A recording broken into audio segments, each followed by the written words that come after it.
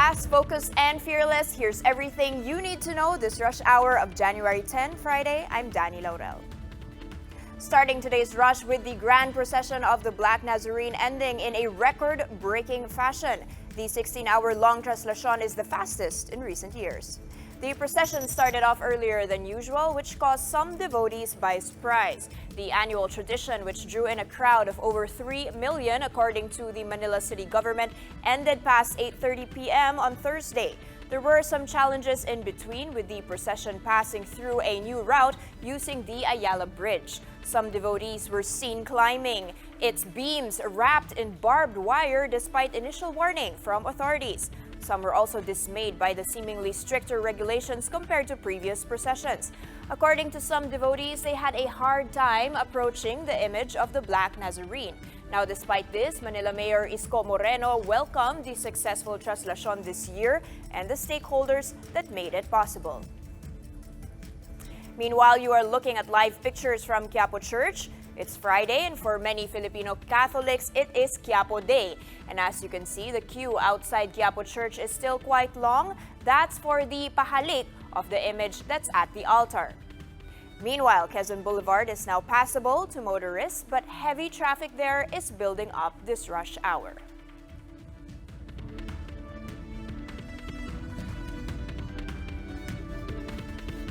A shorter procession of the Black Nazarene still came with both positive and negative outcomes. Ria Fernandez gives us some of the Traslacion highlights in this report. Before 5 in the afternoon, the traditional dungaw was reenacted much earlier than usual due to the shortened route. The Black Nazarene arrived at Plaza del Carmen outside San Sebastian Church at exactly 4:33 p.m. Last year, the dungaw happened at around 11 p.m. Contrary to popular belief, the dungaw is not related to the liturgical meeting of the Virgin Mary with her suffering son during his crucifixion. Experts say the dungaw is a religious courtesy, a cultural practice inherited from the Spanish. Pag meron kang processional image na hindi kasama sa procession, idinudungaw sa bintana. Or if not in the bintana, sa pintuan, noong unang panahon ginagawa din yan dito. And based on the research that we've done sa mga documents, dumadaan talaga dito ang Nazareno. The grand procession started off before dawn and went smoothly throughout the day, but many devotees expressed dismay over a vanguard of policemen barricading the andas. They feel deprived of the chance to fulfill a yearly devotion. Mga deboto ko dyan, huwag po kayo makipagsiksikan. Not surprisingly, there was a commotion between the frustrated devotees and the police. A soldier fainted when a concrete barrier fell on him during the tussle. Si Sergeant Prado naman, biglang nabagsakan dito sa kamay. Then maya-maya, tumayo siya, bigla na nahimatay doon sa mismong gitna ng tulay.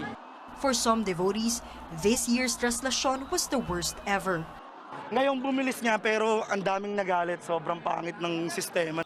NCRPO Chief Brigadier General Debold Sina says he understands their frustrations and apologized to the devotees.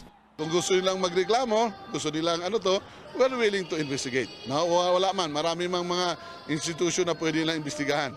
Ang kwan lang namin is, kami rin, meron din kaming nasasaktan ng mga polis. At okay lang sa amin yun. For News 5, Ria Fernandez, we are One News. Here are the biggest stories from the dailies. Citing the World Health Organization, the Philippine Star reports that a new coronavirus has been identified as a possible cause of the viral mystery pneumonia in China. The WHO has thus advised against the application of any travel or trade restrictions to China. After all, Chinese officials said the mysterious virus caused severe illness in some patients but does not transmit easily. Limited edition coins that celebrate the 70 years of central banking in the Philippines and the Bangko Sentral ng Pilipinas' 25th anniversary are now on sale.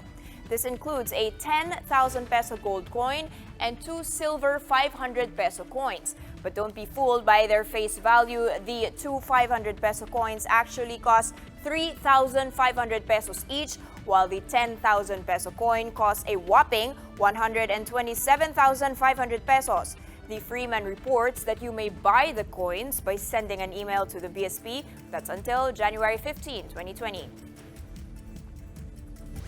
After ordering the first strike in Iraq, U.S. President Donald Trump appears to be backing down from a possible war with Iran.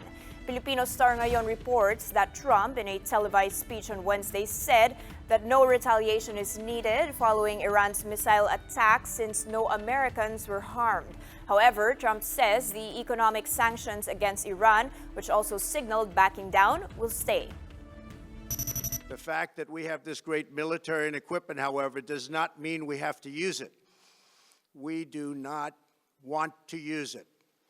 American strength, both military and economic, is the best deterrent. These powerful sanctions will remain until Iran changes its behavior. Iran's response to the death of its top general sends the ball right back into U.S. President Trump's court just as the campaign for the 2020 U.S. election picks up. Lindsay Newman of Chatham House shares her thoughts on Bloomberg Quick Take. Let's take a listen. Iran's response to the killing of Qasem Soleimani reflects this balance that it was seeking to strike between the domestic desire for some sort of retaliation and an effort to avoid a full-scale war with the United States. On the one hand, we have Iran facing domestic pressure for some sort of retaliation for the U.S. targeted killing of Qasem Soleimani. But on the other hand, Iran very much is not in a position, it does not want to find itself in a full-scale conflict with the United States. Iran has two main policy objectives at the front of its mind. The first is to see U.S. troops leave Iraq. For Iran, that would be a very big policy win if the U.S. troops ultimately left Iraq, because it would allow it to extend its influence in Iraq. And secondly, Iran wants to see sanctions relief. Since the U.S. has withdrawn from the Joint Comprehensive Plan of Action, it has imposed this maximum pressure campaign on Iran. And whether the killing of Qasem Soleimani and the ballistic missile attacks in Iraq on U.S. assets overnight have an impact on those sanctions relief will be very key for Iran. For better or worse, the killing of Qasem Soleimani and the subsequent Iranian response now makes U.S. policy towards the Middle East a key foreign policy issue, a central foreign policy issue for the upcoming U.S. 2020 elections. For Trump, he will be quite eager to suggest this was a promise kept. For Democrats, the simplest story will be the best one. They could get entangled in all the legal arguments around whether what Trump did was a violation of international law, whether he should have told Congress, whether he should have told his allies. But really, we'll be watching to see, do Democrats ask the question, has Trump's policy in the Middle East made the U.S. safer? Soleimani was immediately replaced by his deputy. U.S. troops in the region have had to halt their counterterrorism activity as they fortify their outposts, which potentially makes a wider berth for the Islamic State to re-energize and resurge in the area. And Democrats could then say any casualty, any injury, any cyber attack, any terrorist threat, any cutting off of supply chains is as a result of Trump's policy in the region. Ultimately, the ball right now sits with the United States. Iran is unlikely to take further provocative actions before it sees the U.S. takes its next step. My name is Dr. Lindsay Newman, and I'm a Senior Research Fellow at Chatham House. Although the tension between U.S. and Iran seems to have been de-escalating, repatriation of about 1,600 OFWs in Iraq will continue as planned. Jen Calimon reports. Despite the apparent dousing of the tension between the U.S. and Iran, the government is pushing through with the repatriation of Filipinos from the Middle East. The man on top of things, Environment Chief Roy Simatu, has flown to Doha, Qatar Thursday.